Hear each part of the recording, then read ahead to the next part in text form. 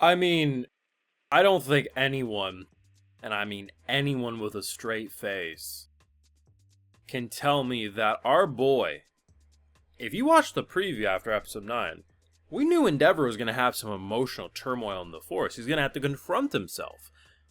And I think everyone collectively knew that Hawks and the gang, after the Impale cliffhanger, were currently going to be okay. But the way they pull the rug from under your feet and make you smash your head into the concrete, by then replaying that cliffhanger in present day again, makes you convinced, like, okay, Hawks survived him the first time, totally to be expected.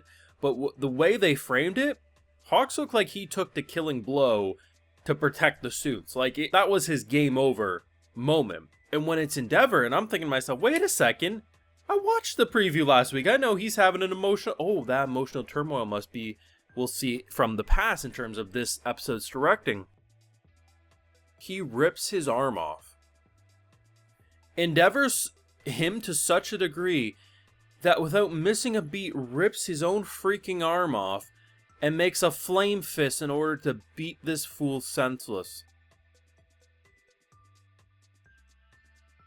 The thing that ties this whole moment together for me is the fact that since he took over All Might's spot as #1 hero, no one has believed he is a suitable replacement. He himself doesn't believe that he's as good as All Might. And the fact that in this moment, the person who probably has the best credentials to say, are you close to All Might or not, is basically saying, I never thought I'd see the day, but goddamn, you're making me feel like I'm fighting All Might. Wow. Full live reactions over on Patreon. If you want to see my full and get thought to any of these My Hero Academia episodes, it's going to be over there exclusively.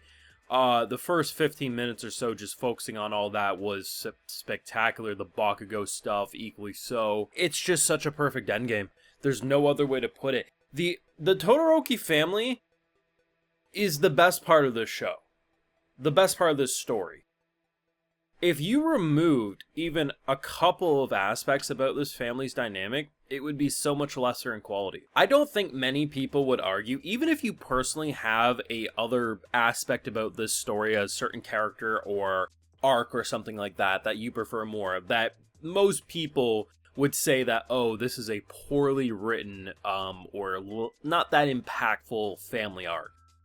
It starts at Endeavor, but as you go down the lines, like with Shoto and the brothers, like Dabi and everything like that, everything that we've seen with this family dynamic and how it ties together of someone who just wants to be the absolute best, and in doing so, became a toxic father, a horrible husband, and the fact that the growth to be able to own this, when the villain who initially sideswept you so hard by throwing in your face that you're a toxic piece of shit, that got you tossed into the forest and almost killed, when he says that again, you can just say, I know. Because he owns the mistakes finally properly. And when he's dragging his ass through the forest, and he starts trying to do something with his hand, and he just like lightning blasts from his eyes, I mean, the man's covered in flames. It's not unreasonable to expect that he might be able to do some heat vision if he really concentrates it, and what a brilliant thing. The unfortunate thing is that it looks like he's regenerating or something. I don't know. His ear came back, his eye came back. It's hard to say. He was basically looking like charred Armin, if we're being honest. I was very conflicted on what was going to happen, because at one point I'm kind of thinking Shigaraki and him have to come together at some point to really launch a final hurrah, right? To finally come together. But on the flip side, I'm thinking to myself, well, if we kill this and we just completely focus on Shigaraki, I mean, I could also see how that could work. So, after seeing so many anime, all the logical side of me is saying he's gonna still pull through after being charred. But the thing about it is there's a lot of elements at play that could deviate from expectations. So while him starting to repair himself is, I think, the likely outcome, I also don't think it's a poor outcome either. It's going to be interesting because if what we just did with Endeavor's kamikaze final hurrah there isn't enough and potentially could kill him in the process, depending on what he does. If Bakugo's, honestly, that Murder God Dynamite, whatever the hell he's calling himself. I mean, the fact that the joke from like the second season or something, when did he first like start calling himself that nonsense? It was like around the second season. The fact that no one's been able to stop him and he's actually legitimately calling himself, like, if he makes it out of this arc alive and we get a time skip and we get to see hero rankings or something, I really hope that's his name because it's just fantastic. The fact that even that wasn't enough, and Bakugo would have been dead had Decay been active. I mean, he already got his arm shattered from that, which was insane. But seriously, like, just seeing the characters and the way they're able to make us say, you know, there's no way they win. And then you start seeing stuff and you're like, wait a second, there's no way the villains. And then you just keep going. It's this tug of war. It's this tug of war of not knowing what the hell's going to happen next. And the production value, man.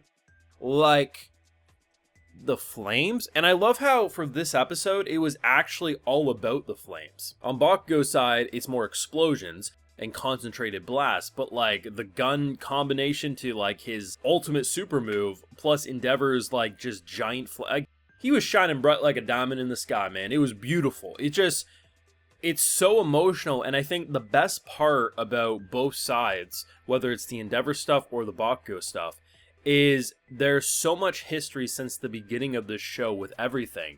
For Endeavor to finally accept that he's a, you know, and the thing about it is, I think he's accepted a lot of stuff up to this point, but he really owned it and was able to take all that anger out on someone who actually deserved it. And even if a lot of that anger is also frustrations with himself, I mean, the fact that he targeted towards the proper person was brilliant. And one of the best characters to say, is he a proper successor for All Might, pretty much says that he felt like he was fighting All Might, which is just crazy. And for Bakugo, always chasing after Deku, I mean, just, you really get a sense that if, you know, Bakugo wasn't there, Deku wouldn't have had the opportunity to probably get back to this location in time, and he really pulled through, even if he did take a nasty beating to do so.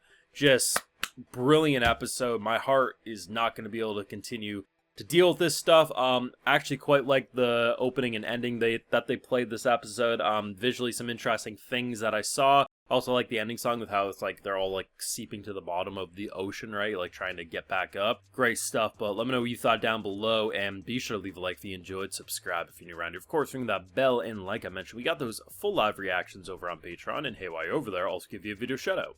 Alrighty, so today we have FL Facts, Match, Mate, Danbro77, Carl Stefan Berndal, and Space Monkey 777. I appreciate the support, everyone. Please take care. You all have a good one.